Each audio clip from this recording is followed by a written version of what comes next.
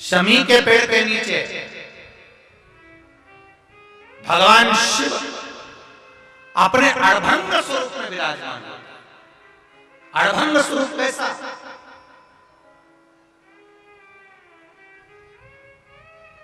हम क्यों कहते हैं कि आप लोगों को भी पहले कहा, शमी का जो पत्ता होता है, देखा है कौन?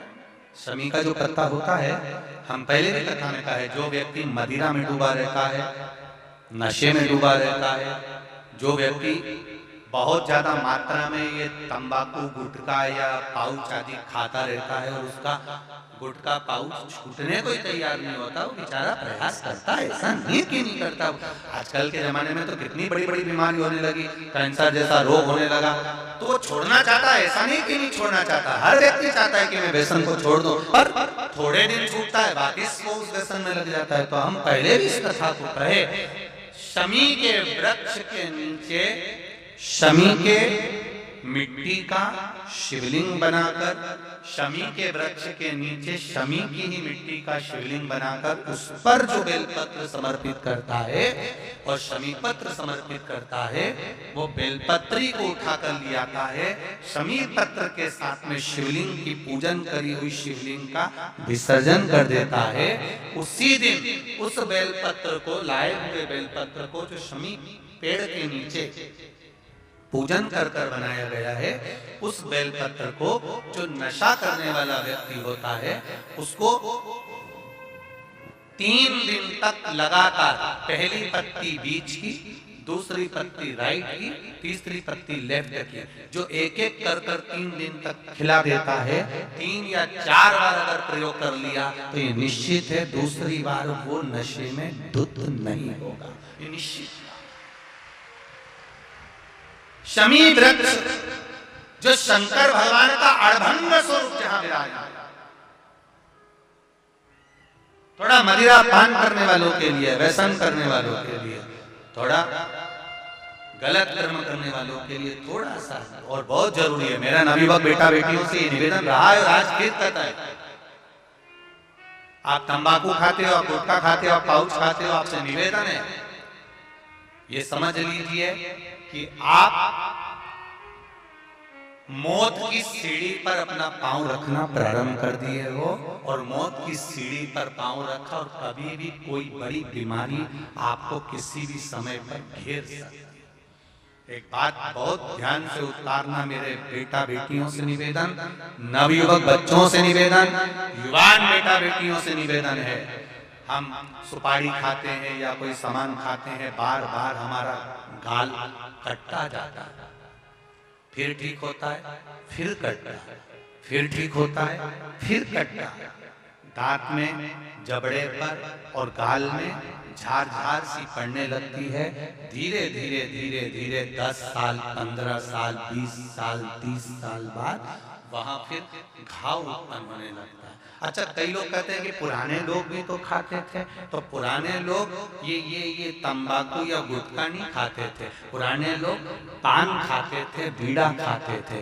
पान में चूना लगता था, कत्था लगता था, और पान में एक तंतु होता है बीच का, वो तंतु एक ऐसा होता है जो अंदर बीमारी को पनपने नहीं देता। इसलिए जो बुजुर्ग लोग जो पान खाने वाले होते हैं, केवल जो पान का सेवन करते हैं, उनको कभी ये बड़ी बीमारी का रोग सताता नहीं है। और जो ये नया नया पाउच आता है जिसपे तुमने देखा होगा, उस पे कैंसर का फोटो भी बना रहता है, ये नए नए पाउचों पर कभी तुमने देखा कि पान पर फोटो बना हुआ है, पर पाउच पर, गुटके पर उसका समझो।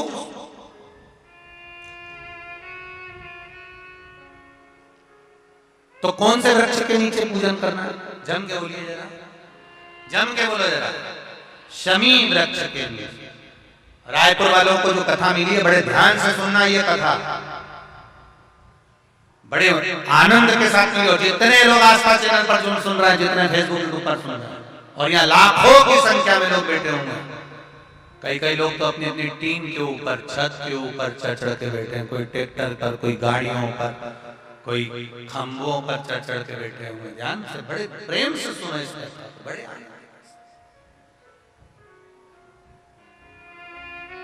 शमी पत्र का वृक्ष ईश्वर महादेव, जो व्यक्ति पथभ्रष्ट हो जाए, जैसे मदिरा के नशे में पड़ गया, कहीं जुए में पड़ गया, कहीं मांसाहार में पड़ गया, कहीं व्यसन में पड़ गया, कहीं गलत काम में अगर कोई जा रहा है, तो श्रम्भेश्वर महादेव के नाम से काली तिल भगवान शिव को समर्पित करी जाती है।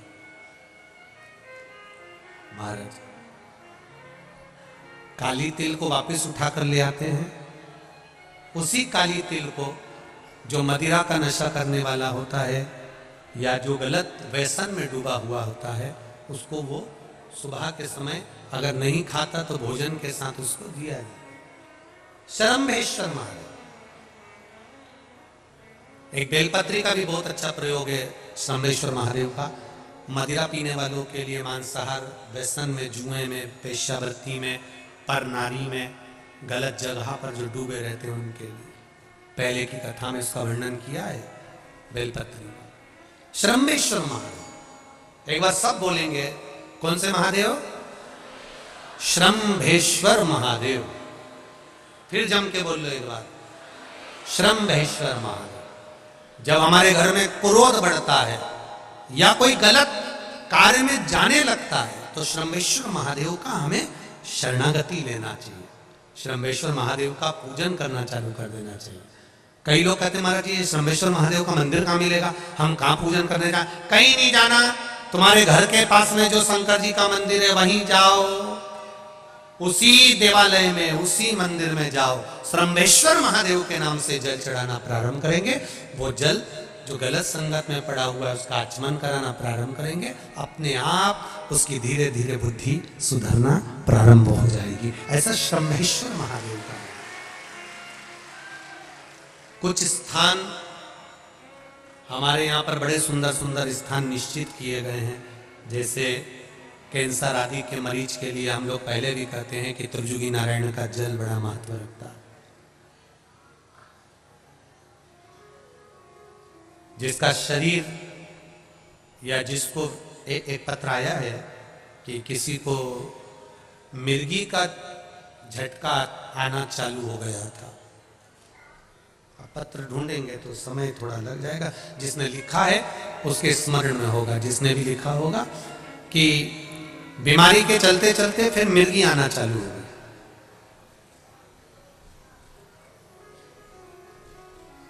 जिसने भी लिखा है वो दोनों हाथ एक बार हिला देना। जिसके लिए भी लिखा हुआ वो इतना ध्यान नहीं आ रहा, तो उनको मिर्गी का झटका आना प्रारंभ हुआ। अब मिर्गी का झटका आना प्रारंभ हुआ, कई महीने निकल गए, मिर्गी के झटके बंद नहीं हुए।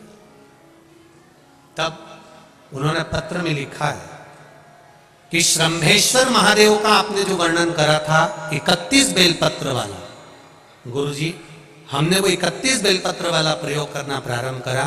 और उन्होंने पत्र में लिखा है कि मिर्गी के झटके भी बाबा की कृपा से ठीक हो गए हैं, अब कोई झटके उनको आने। श्रम्भेश्वर महादेव का जो वर्णन है, श्रम्भेश्वर महादेव का जो गुणगान है, ये कोई साधारण नहीं है। शिव महापुराण में भागवत के प्रहलाद चरित्र को लाकर रखा गया है केवल श्रम्भेश्वर महादेव के प्रागट्य के लिए। ऐसा श्रम्भेश्वर महादेव का वो। एक बार फिर आप लोग भूल ना जाओ, उसके लिए एक बार फिर से बोल लो, कौन से महादेव? श्रम्भेश्वर महादेव। ये श्रम्भेश्वर महादेव जैसे कुंदकेश्वर महादेव। कुंदकेश्वर महादेव का क्या काम है? माता पार्वती ने बिरल उत्पल को मारने के लिए जो कुंदुक फेंका था, वो कुंदुक भगवान शंकर के पांव में जाकर गिरा था, तो शिव जी का नाम कुंदकेश्वर हो गया था। जब हमारे यहाँ कोई दवाई नहीं लगती शरीर में, कोई कैंसर जैसा रोग हो गया, किडनी लीवर का रोग हो गया, या बीपी शुगर का रोग हो गया, शुगर लेवल में नहीं आ रही है, तो आप शंकर जी पे से जो बेलपत्र ला रहे हो कुंदकेश्वर महादेव के नाम से लाओ। दवाई खाओ, डॉक्टर को दिखाओ, सारी जांचें कराओ, डॉक्टर के अनुसार चलो, डॉक्टर जैसा बताए वैसा करो, पर उस दवाई को भी शिव जी से कहकर कि बाबा कुंदकेश्वर महादेव का नाम लेकर उस दवाई को भी हम कुंदकेश्वर महादेव का प्रसाद समझकर पाना प्रारंभ करो, धीरे धीरे आराम लगना प्रारंभ होगा। कुंदकेश्वर महादेव रोग मुक्ति के लिए होते हैं और श्रम्भेश्वर महादेव, बोलो बोलो जरा जम के, व्यसन की समाप्ति के लिए। समझना इसको।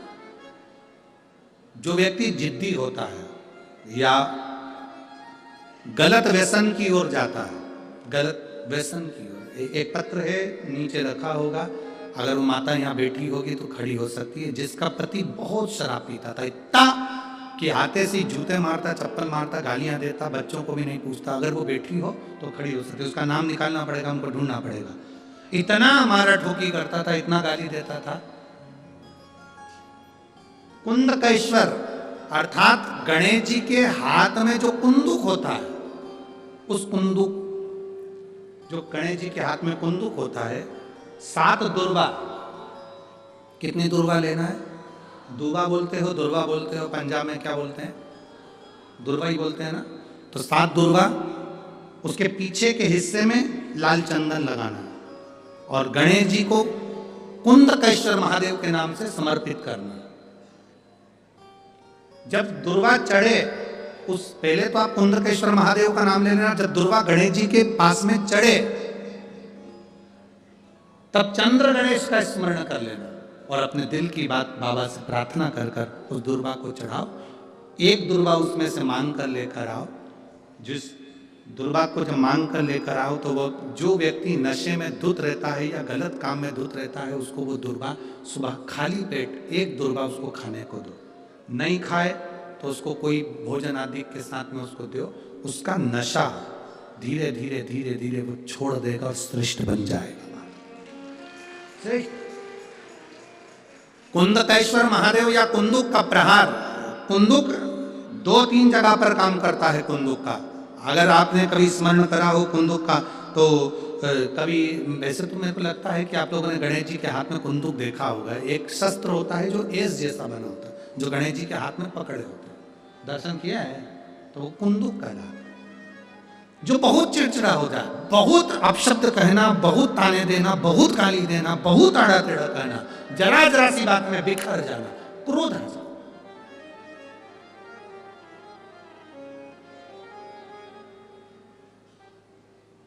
श्वेत पुष्प, एक लोटा जल चढ़ाने का मतलब है कि आप जब अपना हाथ आगे बढ़ाकर शंकर के शिवलिंग पर जल चढ़ाओगे, जब अपना हाथ आगे बढ़ा दोगे, जब अपना हाथ शंकर को पकड़ा दोगे, एक लोटा जल के बहाने ये हमारा हाथ शंकर के ऊपर जाता है, तो ऊपर नहीं जाता। मेरे ओगड़दानी जल चढ़ते से ही अपने शिव भक्त का हाथ पकड़ लेते हैं और उसे कहीं गिरने नहीं देते, उसे कहीं गिरने नहीं देते।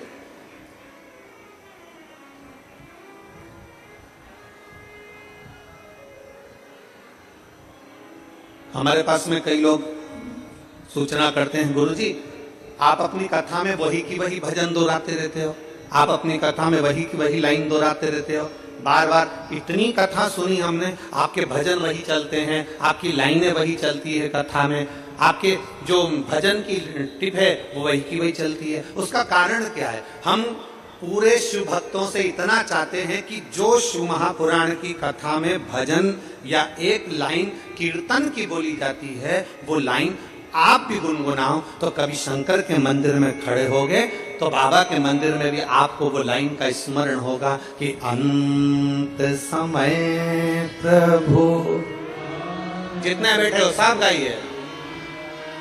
वचन दिया तो निभाना पड़ेगा, आए ना आए प्रभु कुटुंब कबीरा, अंत समय प्रभु आना पड़ेगा। हम बार बार उस लाइन को इसलिए गुनगुनाते हैं कि आपकी चित्तवृत्ति में बैठ जाए कि अंत समय में उस भोले को बुलाना, अंत समय में उस परमात्मा को बुलाना, अंत समय में उस शिव को बुलाना। और जब हम ओगड़दानी, त्रिकालदर्शी, कैलाशी, अविनाशी भगवान शंकर को भजेंगे भजेंगे, उसका स्मरण करेंगे, तो वो कैसे ना आए।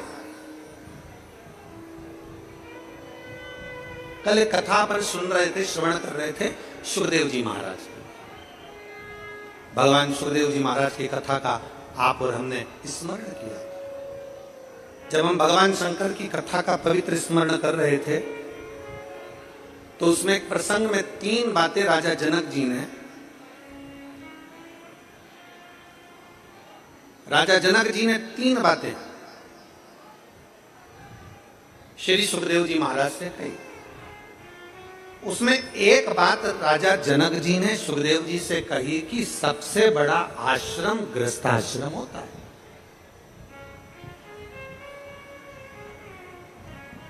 दुनिया का सबसे बड़ा आश्रम गृहस्थाश्रम है। साधु बनना सरल है, सन्यासी बनना सरल है, तपस्वी बनना सरल है, साधक बनना सरल है, उपासक बनना सरल है, पर अपने घर में, अपने परिवार में अपनी पत्नी, अपने पति, अपने बच्चे, अपने भाई, अपने बंधु, अपने सखा, अपने मित्र, अपने दोस्त और अपने अपनों के साथ में घर में रहना बड़ा कठिन है।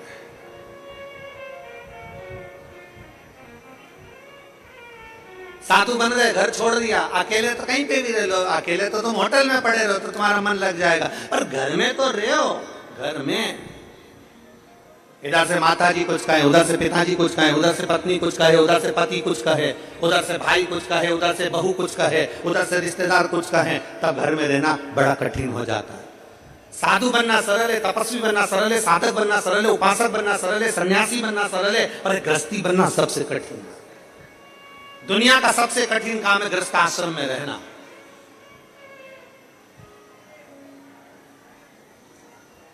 और जितने सन्यासी थे, जितने तपस्वी थे, जितने साधक थे, उन्हें भगवान बहुत बाद में मिला। जो गृहस्थी थे उनको भगवान जल्दी मिल गए। मीराबाई गृहस्थी थी, पति परिवार के साथ रहती थी, गिरधर गोपाल मिल गए। कर्माबाई भगवान मिल गए। नामदेव जी भगवान मिल गए। संत तुकाराम जी भगवान मिल गए। मुक्ताबाई भगवान मिल गए। बड़ी सरलता से रामकृष्ण परमहंस भगवान मिल गए। गृहस्थ आश्रम एक ऐसा आश्रम है जिसमें रहकर आप अगर भगवान को एक क्षण भी पुकार रहे हो तो भगवान आपको प्राप्त।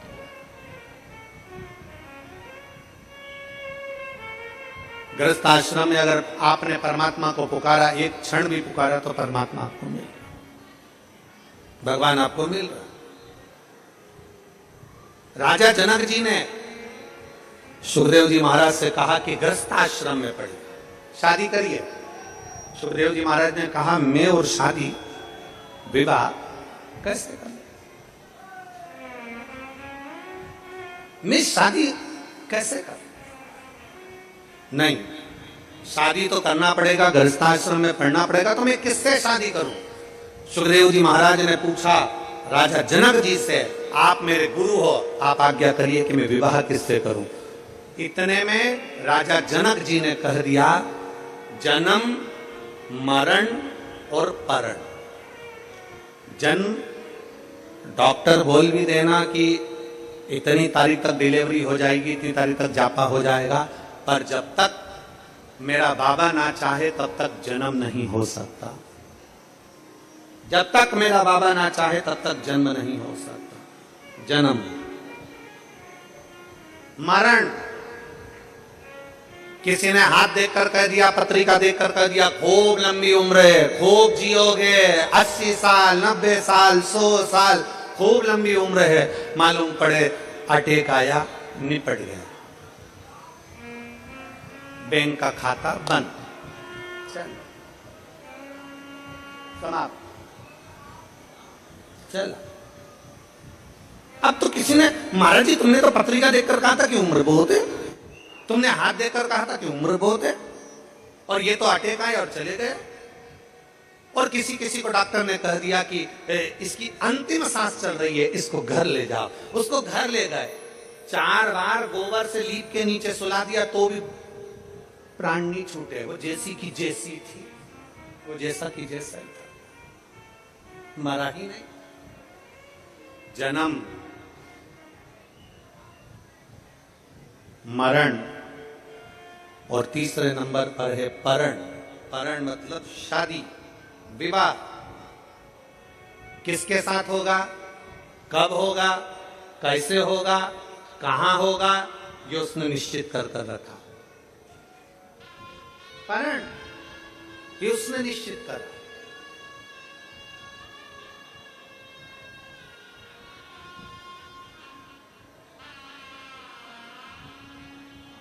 मेरी जीजियां बैठी हैं यहाँ पर, मेरे जीजा बैठे हैं यहाँ पर, मेरी बेटियां बैठी हैं, मेरे बेटा बैठे हैं, मेरी माताएं, मेरे भाई बैठे हैं।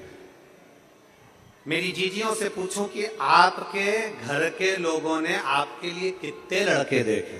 कितने? ढेर सारे लड़के आप लोगों के लिए देखे, पर आपकी किस्मत में जो लिखा था वही मिला। और यहां मेरे जितने जीजा बैठे हैं, जितने भाई बैठे हैं, जितने बेटे बैठे हैं, उनसे कहूंगा आपके लिए कितनी लड़की देखी, पर तुम्हारे भाग्य में जो लिखी थी वही तुम्हें प्राप्त हो। जन्म, मरण और परण, ये तीन शिव के हाथ। आपके सोचे से कुछ नहीं होगा। सुखदेव जी महाराज जाइए, आपकी भक्ति का बल जब बढ़ेगा, आपके विश्वास का बल बढ़ेगा, आपकी श्रद्धा का बल बढ़ेगा, जब आप भगवान की अविरल भक्ति में डूबने लगोगे, तब भगवान ने तुम्हारे ललाट में जो स्त्री लिखी होगी वो तुम्हें मिल जाएगी। चले, सुखदेव जी महाराज वन में पहुंच गए।